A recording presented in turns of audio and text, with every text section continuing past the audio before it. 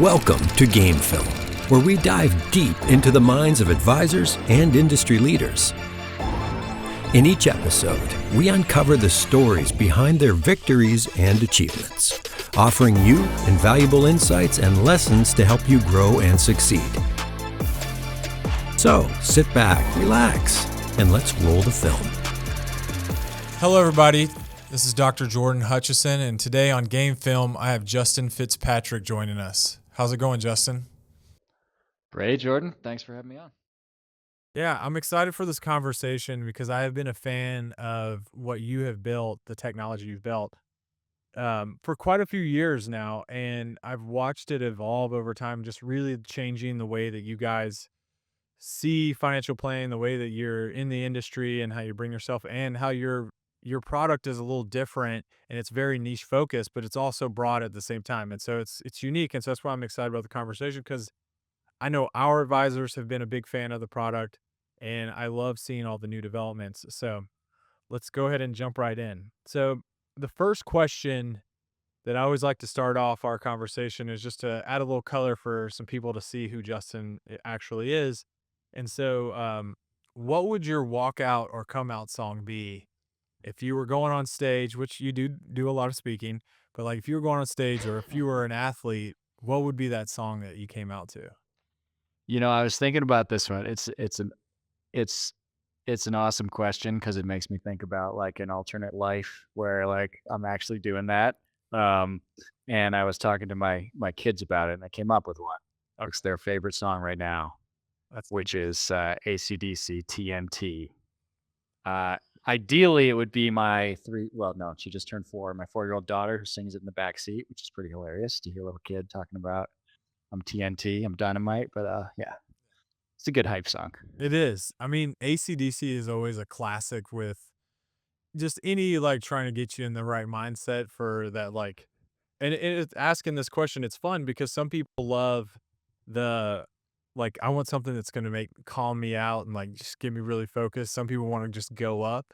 And that's why I take that one. And I was actually talking to our head of creative services here at RFG the other day and mentioned that my son, who's 6, was walking around the house singing Outcast, So Fresh and So Clean. And I'm like, where did this kid hear this? Like, maybe it's from his father. I don't know, but TNT is a great one. It's a classic, and it's just a Classic. It's a great song. Yeah, they're into Good that. choice. They're into some Queen. They like We Will Rock You. They're basically like jock jams. That's just their thing. I mean, is Jock Jam still going on? I mean, I remember this. We were talking about this before we started, but I remember when it was a CD. So I don't know if that dates myself and is going to lower the credibility of our conversation talking about tech, but I thought it was my entry into some of the best playlists. But we'll jump right in. So I always ask this question to start us off too, because I fell into our industry in a unique way, and I find our industry is just unique in general of how we all ended up here. But how did you end up in the professional financial services? Yeah, not in like a straightforward way at all.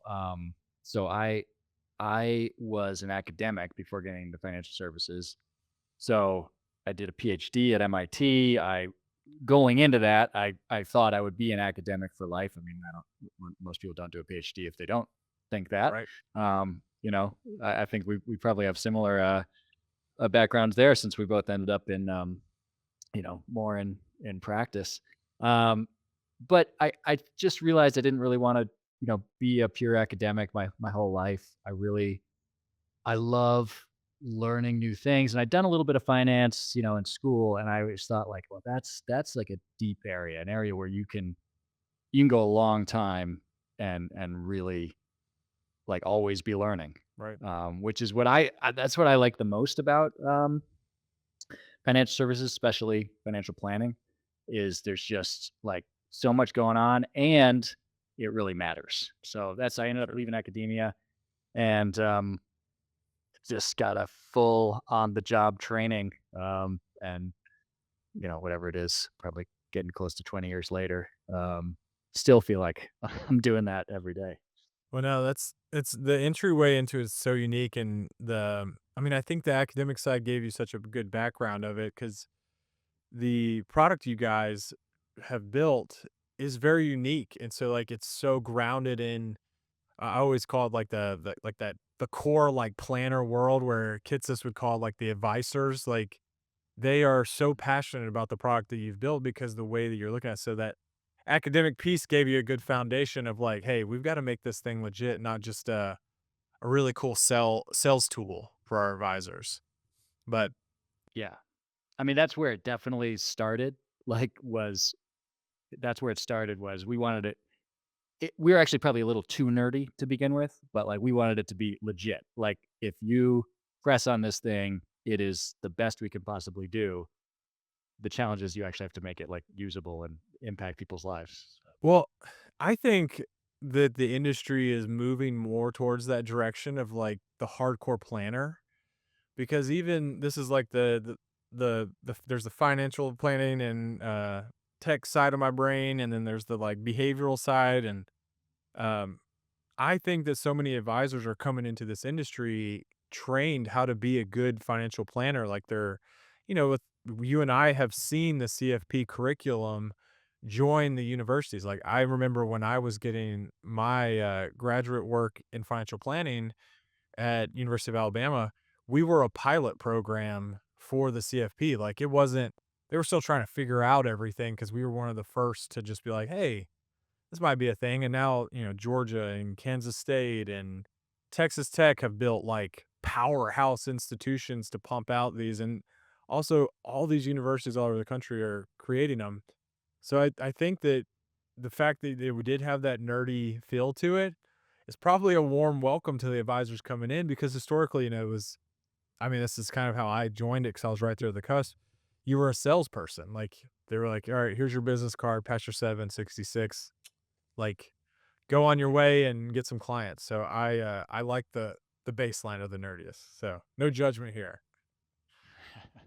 So I know we've talked all around it. Give us a brief overview of Income Lab. Yeah, Income Lab. I think what you said was interesting, and it is kind of the place where we kind of find our balance. Is we're financial planning software, and specifically really focused on retirement income planning. So, you know, you live your whole life, yeah, kind of dealing with your personal finances where you're making money from a job.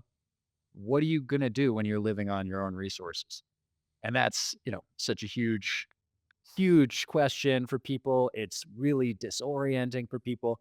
And it kind of came up, we built Income Lab because, being an academic, having that be kind of a comfort place for me, I was trying to figure out kind of what the state of the art was in retirement income planning, research and technology. And, as you know, tons of research out there, really hard hitting academics, lots of practitioner research, great ideas.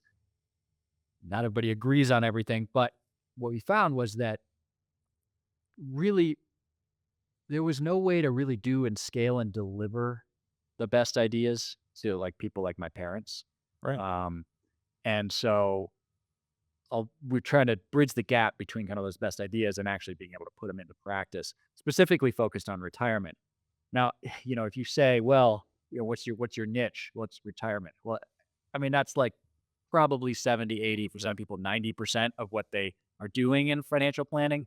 And so, like you said, we do have to have this balance where we're broad enough because retirement touches so many things. I mean, your choice of how much to, put in your 401k is a retirement decision, Right. just as much as how much to take out of it. Yeah, and the one of the ways that I think that's a perfect high level, and I'm gonna go deeper because I love all the different like features of your product, and maybe I'm unique in it, maybe I'm just the norm, but as a tech leader in a company, I like to actually like get into the software and learn how to use it almost like a planner, just because historically I was an advisor. That was my first job out of like the academic side of it. And so I enjoy like I want to feel like what they deliver. And I even have some of the people in our company that I've hired some amazing tech people that don't come from financial services. They do ride-alongs. So they'll go sit in because we have advisors in our corporate office in the same building. They'll do ride-alongs to see how we use certain pieces of tech and so that they know intimately how the use is. And that was one of the things that I loved about Income Lab is it changed the conversation because the decumulation and that distribution side I feel like you guys had perfect timing with maybe not because um the the two of the what was it 2020 was when you guys released, is that right? Yeah, we had kind of a beta in 2020 for sure, and then we really ramped it up in 2021. So yeah, somewhere around there. Yeah, we're Yeah. on the There was 4 years. there was this global pandemic that kind of threw Yeah. some, things for a time and that could have been bad or good, but I'd say good in some ways because there was all these new designations and certifications coming out. What is it? The RMA, the RICP. There's all these ones like talking about retirement and distribution planning. And I think that's huge because as like the behavioral side, like no not many people talk about how hard that is. We all know that that's hard, that you've been a saver your whole life, which is part of retirement, like what you mentioned, the same for 401k. But the second part of, well, now I'm going to make you spend it. And I'm going to go on a limb here and tell everyone that his technology is not just going to show you what the calculation of 4% is on their portfolio. There's a lot more to that. Correct me if I'm wrong, Justin. It's a little more than that. Yeah. Yeah. And so that conversation around distribution plan, I think, is just so important. But I know you guys have so much more that you're doing because of your background, and you were very kind and didn't touch on all the like expertise that you have from working in our industry, and then also like all your designations. But tell me a little bit more of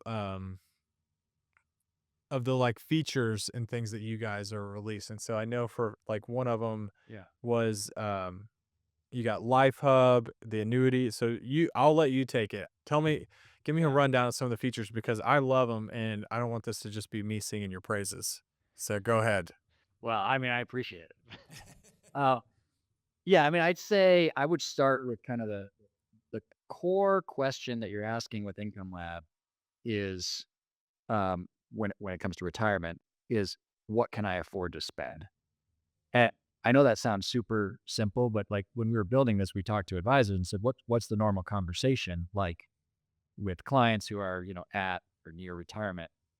And more than once, I mean, probably a dozen times we heard people say, well, I used to ask people, well, what do you want to spend? Right. And they would almost always turn around and just say, well, what can I have? Because no one ever asks you when when you're getting a job, well, what do you want to spend? No, they say, well, here's what the job pays. Maybe do a little negotiation, but like you're going to build a life that lives inside of those wages. What's the same in retirement? The problem is you don't know what the answer is. You Right. don't know what you make. And so that's where we start.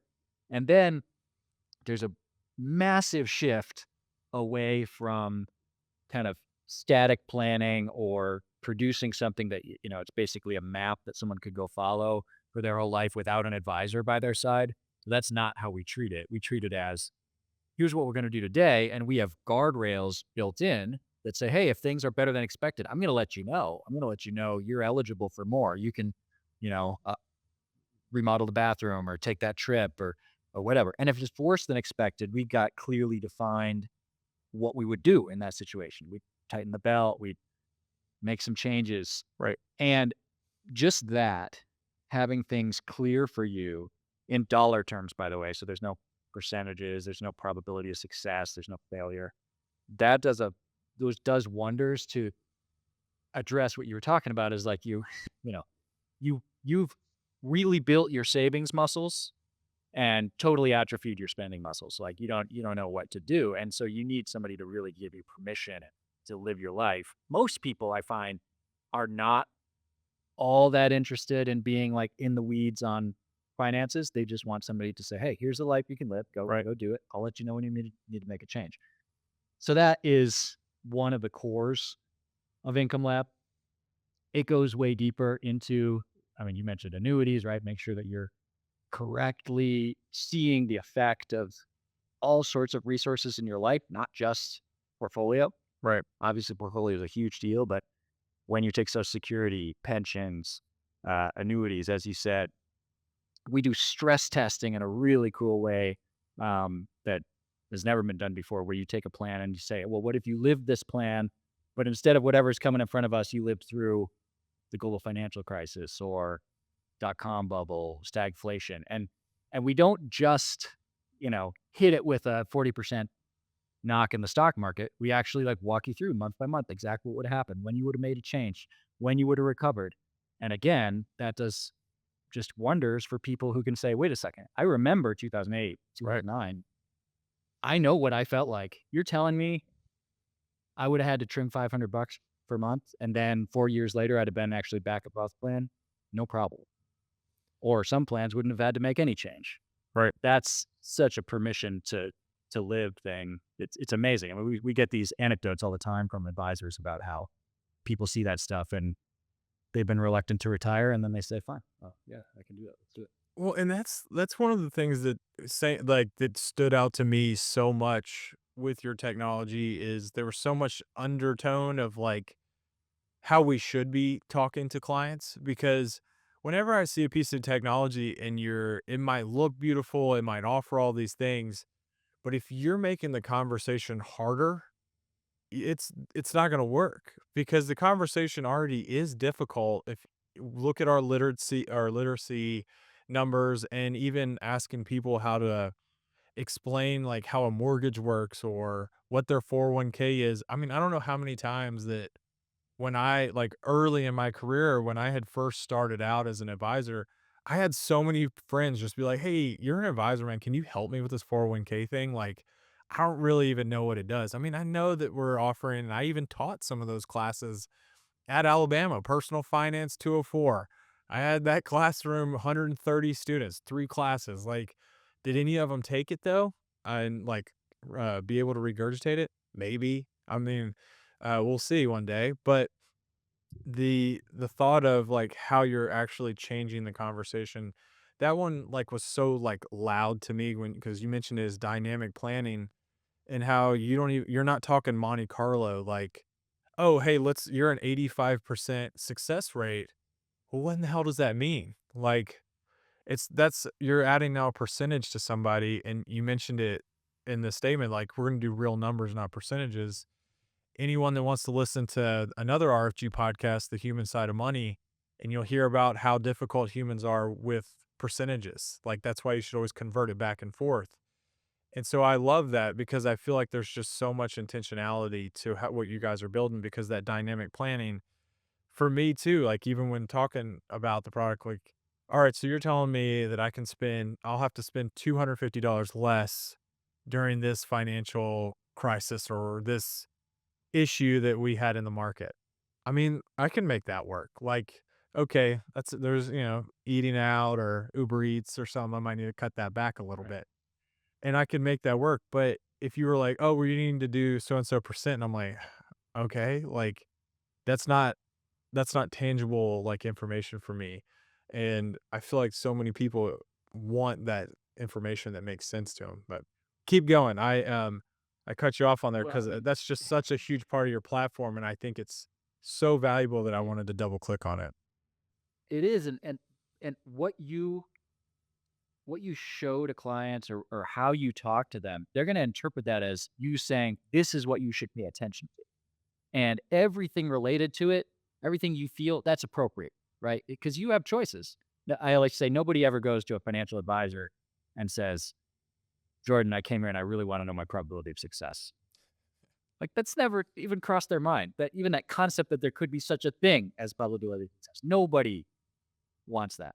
And so if you say, well, here I ran this analysis and here it is, it's 85, they're going to say, okay, well, I mean, Jordan's the expert. He must know this is what I should pay attention to. And everything I feel about it is right. So they're going to do the math in their head and say, oh, 15% probability of failure. I don't feel good about that. So yeah, we got to be really careful about how we present things to people.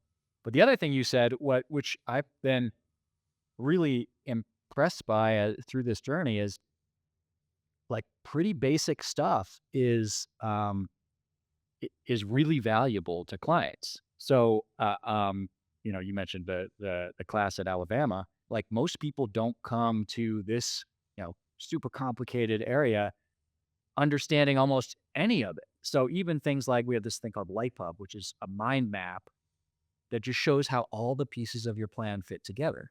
Just showing somebody like, hey, early on, you're going to defer Social Security. So early on, we're going to take a little more from your portfolio. And then as the years go on, we're gonna take a little less because you'll have Social Security. I know to you or me or probably the advisor listening to this, they say, yeah, of course. But no, actually, it's not obvious to people. Right. So having a way to show them, no, we got it all fit together. It's a jigsaw puzzle. This piece goes here, this piece goes there. That don't underestimate how important that is to people. Because I love the math of it. I love the analysis. The guardrail thing, although it's super simple, the analysis is super complicated, which is one of the reasons I love it. Right. But even the basic stuff matters a ton. Well, and that stuff's Um, so foundational because there's the big following of like the one page plan and those snapshot, like however you want to frame it, people being able to see stuff in a simplistic format. I love that. Like the mind map, like it just makes sense to me. And that's how, whenever I'm looking for, I like the technical stuff and I love existential thinking. Like we can go down that rabbit hole. Everyone will immediately turn off and give this a 1-star rating. But I don't know, some people might like it, but the, the thought of like making it simple for them, I always say this, like it's probably an overused saying, but simplicity is the ultimate sophistication. It's one of my favorite sayings, just how I see technology. And I think a lot of people just want exactly what you said. Like, am I going to be okay? And what do I need to do here? Because, yes, there's a part where we need to be a guide or a Sherpa or a sounding partner or whatever you want to call it from a human behavior aspect. But when you're an advisor, like they're coming to you for answers. Some things you need to guide them on and let them figure out. But when it comes to the quantitative stuff, you're like, hey, you can spend $2,500 a month on, this is your number. That feels nice that you're like, all right, well, I can make that work depending on so and so lifestyle. Now with your partner and spouse, like this is what you can spend. Like, and obviously if their money might be together, all that stuff. But I think that having the Life Hub, and I think it's a cool piece of tech because a lot of times when you're working with clients, you might not need to build this elaborate, complex thing that you're showing them all the work. In theory, we think, let me show them how smart I am. And you probably know the same thing because you're an extremely intelligent guy. You've got all these designations and a PhD from MIT. But if you sat in front of a client, a lot of times they're just like, can you just talk to me about it? Like, I get it that you're smart, but like, and it's a misnomer. I think a lot of us, when we start in the industry, we think we got to tell them how smart we are, but really people are just wanting to like, just answer these simple questions for me. And so that's why, even though the Life Hub, I think might sound simplistic to some people, I'm so glad that you guys created that feature because I think it's such a balance with your core product and then having that. It offers just two like great lenses of how to have that conversation. yeah, I think a good comparison for a financial advisor, financial planner, if you look out from other areas of the world, would be a physician.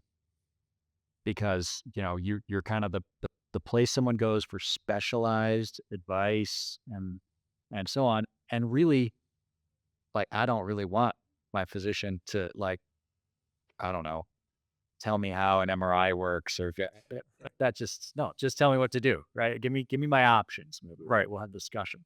So yeah, I think that probably, and I know a lot of financial advisors do this. There's a difference between sort of how you talk with clients versus how you might talk to your peers or your team trying to figure things out, and that's an important distinction because you'll lose people. You get Okay. too deep into it.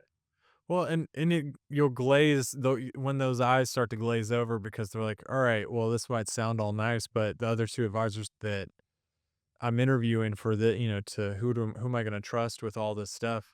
And I like the way that you mentioned it, that they've been working out that saving muscle but the spending has been atrophied. And that's like finding a level ground to communicate on is the only way you're going to get them to change that behavior. And I think all of us have clients or family members that we've helped out that it has been tough to get them like, you're okay. Like, how many times do I got to tell you this or show you this? Like, because it's just so hard to just like flip that switch and change that mindset. So you're 100% right. But tell a little bit. So you've got the Life Hub. You talk about the dynamic um, retirement stress test. Like, give me one more. So we have a third Okay. feature. Yeah, the We'll keep last going. thing I'd want to make sure I mention is the tax side. So, and this is actually, I mean, you mentioned advisors sometimes being in competitive situations. Um, this is probably maybe along with the guardrails, one of the best competitive pieces to have, which is something we call tax lab. So you can take any plan, and it can be as complex as you want it to be, right? With all sorts of crazy resources coming in and out, phasing of things, and you can say, all right, this has portfolio withdrawals in it. How am I going to source those? Should I take them from the IRA? Should I take them from taxable? Should I take them from a Roth? Should I do Roth conversions? Right. If so, how much of Roth conversions? Should I try to avoid Medicare IRMA? Should I, I mean, it just very quickly becomes crazy complicated. And most clients would never even heard of Medicare IRMA, for example. Right.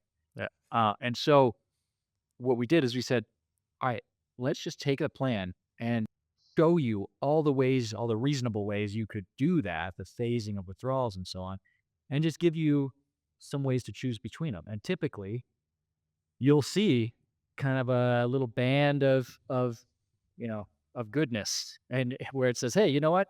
Yeah, Roth conversions would be good for you. And maybe it's sort of maybe you want to target like a 22 or 24% bracket kind of in there. And again, try not to use percentages, we use dollars. And we just say, look, we don't really know the future, but if we use these assumptions, you're going to save, I don't know, $800,000 if you do over your lifetime, if you do Roth conversions. And you'll break even on that in 10 years, something like that. Right. That's a huge, and by the way, you literally, you didn't have to do any work. You just click the button. It does the work for you. And then you can explore them and decide on what you want to advise a client on. So there's no guess and check. There's no spreadsheets. There's no any of that. So I mean, part of it is helping an advisor just like do this incredible amount of work super fast and then be able to give it to a client and like, compare that to my fee, right? Right. It's nothing.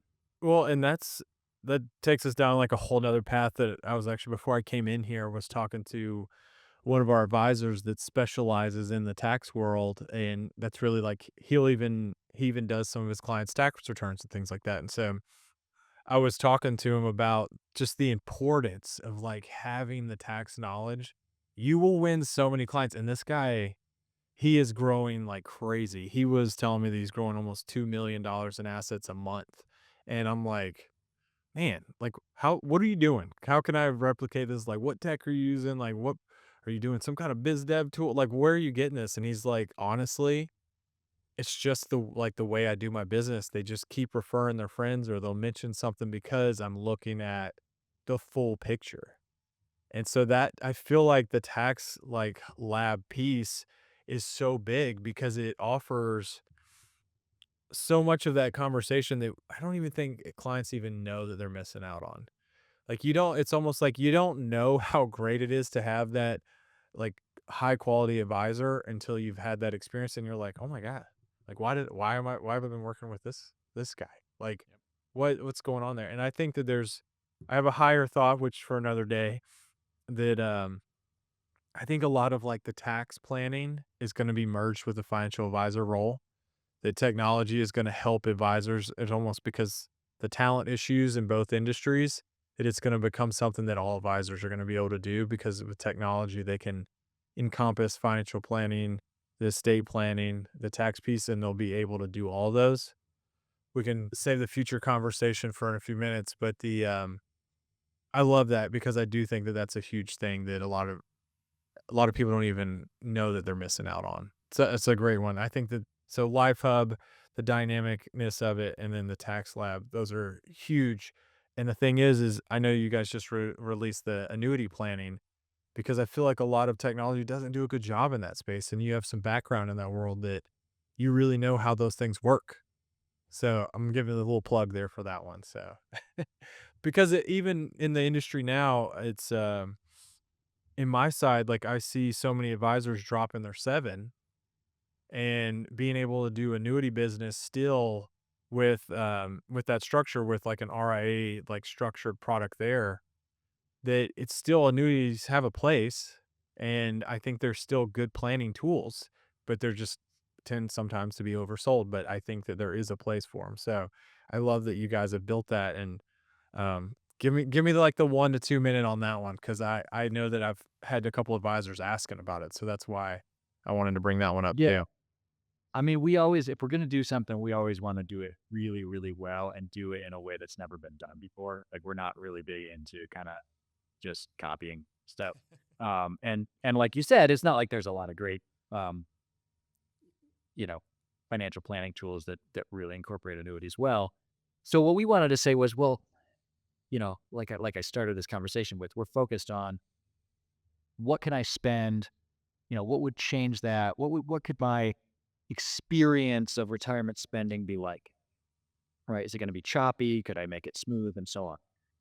And so by incorporating annuities, we wanted to make sure that the question of, and would adding an annuity or using an annuity in the mix have an effect on that? We want to answer that question by, would it affect how much I can spend? Would it affect how smooth my ride is? Right. So we don't have to change the language we're talking to people with. And you definitely don't want to start using like annuity jargon with clients, step ups and roll ups and, caps and participation rates. And yeah, nobody knows what any of that means. And in the end, they really shouldn't even care. They should just care, how does it affect my life? And so that's what we did. We built super sophisticated annuity modeling, but rolled it into, okay, and if I did this, how would it affect my life? Would I be able to spend more? Or if I spent the same amount, would I have less likelihood that I'd have to make a pay cut when things get bad? Would it have made my ride easier in the global financial crisis? Things like that. And so that's a much, much easier way to, we just like, don't make you get down in the weeds and even comparing annuities. Maybe you do think this client needs an annuity, but you got a couple options. Again, you don't want to like line item out what the roll-ups are. You want to say, okay, Right. how do these things work? Let me look at it with with A, and then with B. Let me look at A and B compared to each other, and I can make a good decision based on how that would affect my client's life. Right. And the client can also look at it. You say, hey, here's the one without the annuity. Got a couple of hiccups.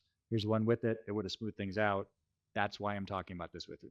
Right. It always the statement I always think of when I've seen plans where it is useful is it definitely smooths things out and it gives you almost like a floor. If you're someone that's just extremely risk averse, then sometimes then you open that door of like there's pros and cons to every decision. Here's the cons here, but here's the pro of if that's a huge anxiety or anxious piece to it. So I'm gonna move on to because I could probably stay on the whole vision for it for a while because I'm a fan of the product, hence why you're here.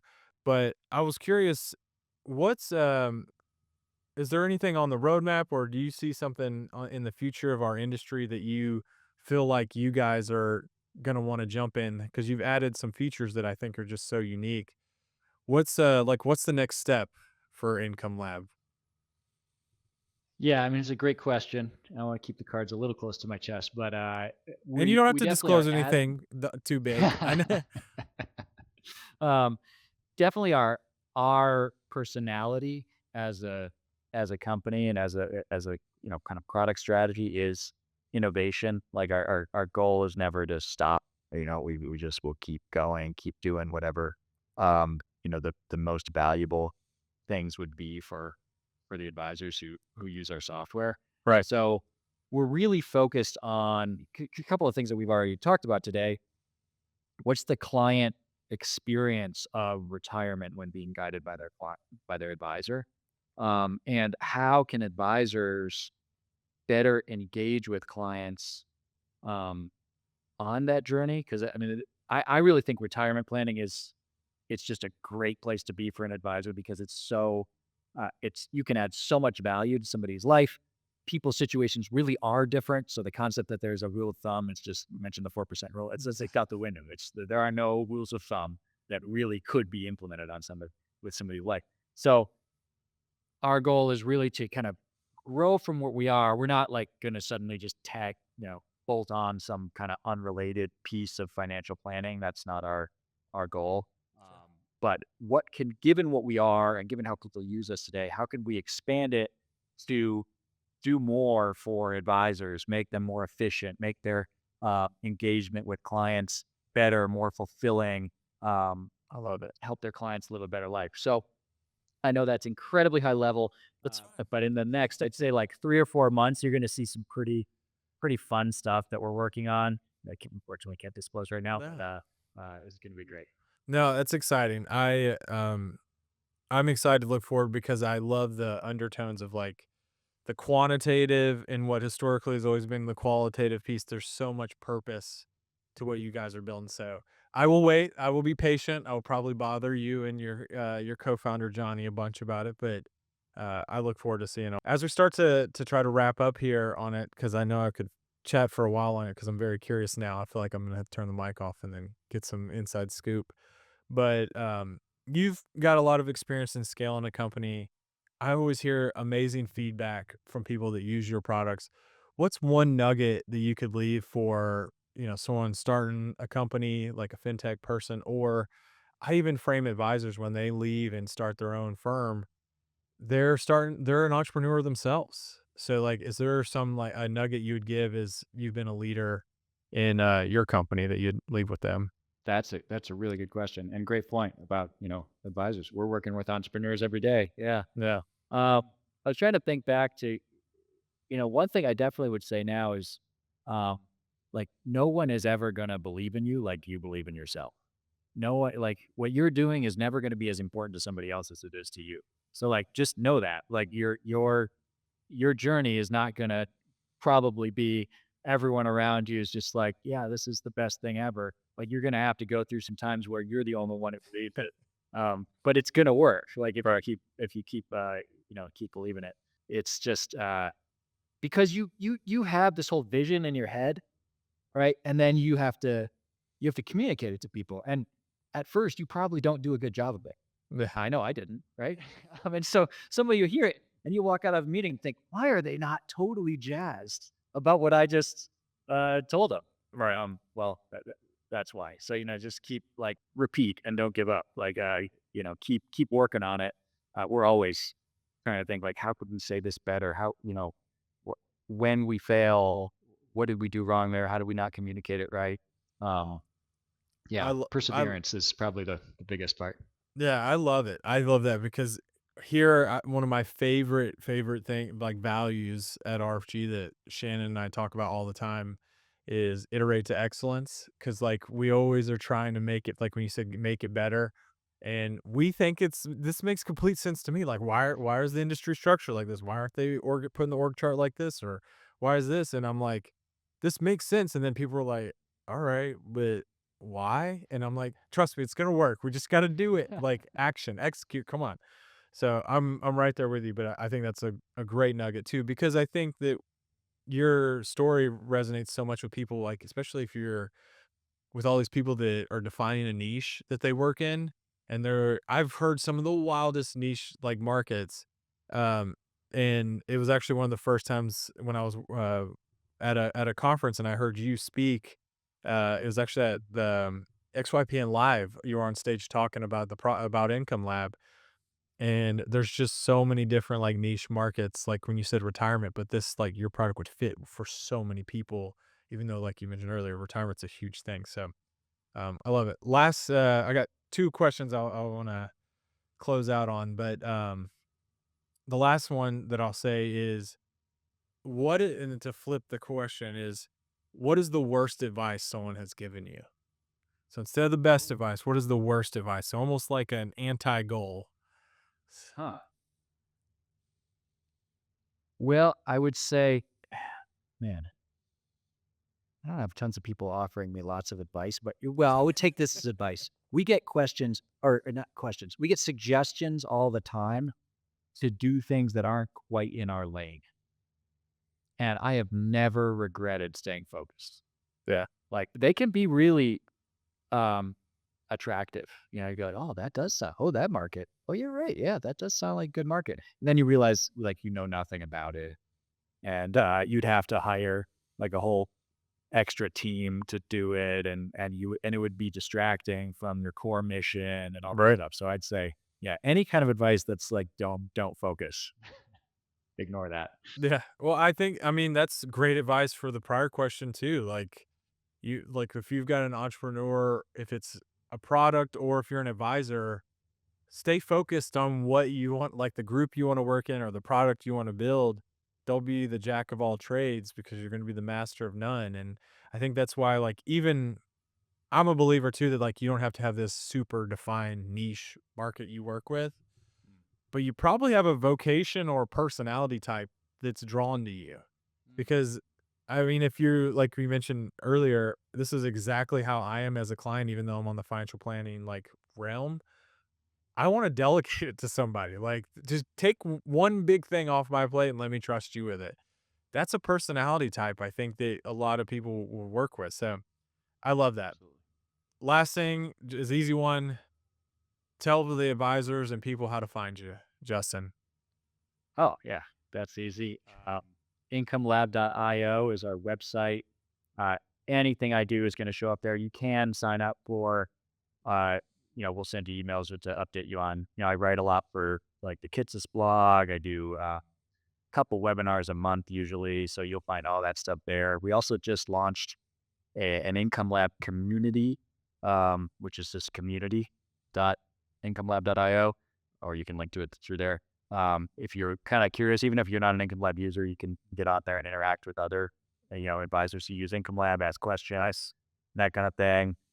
So we just launched that. I'll be active on there as well. And yeah, that's your best place. LinkedIn's probably the only social media I actually use, and that's not all that much. So I know our marketing team doesn't like that about me, that I'm just, just not a social media guy.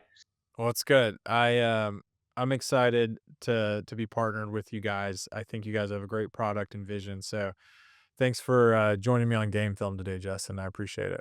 We're super excited about it. Well, and yeah, really appreciate the partnership, Jordan.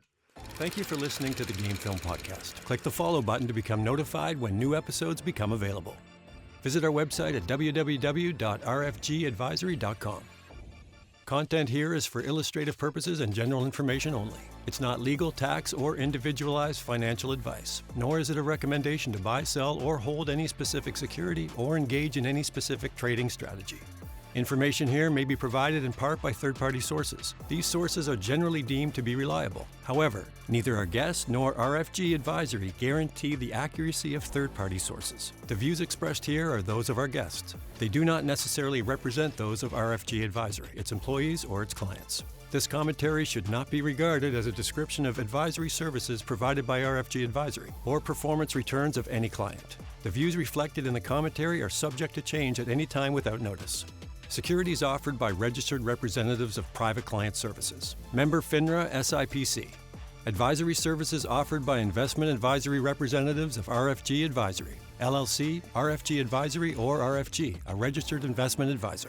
Private client services and RFG Advisory are unaffiliated entities. Advisory services are only offered to clients or prospective clients where RFG Advisory and its representatives are properly licensed or exempt from licensure.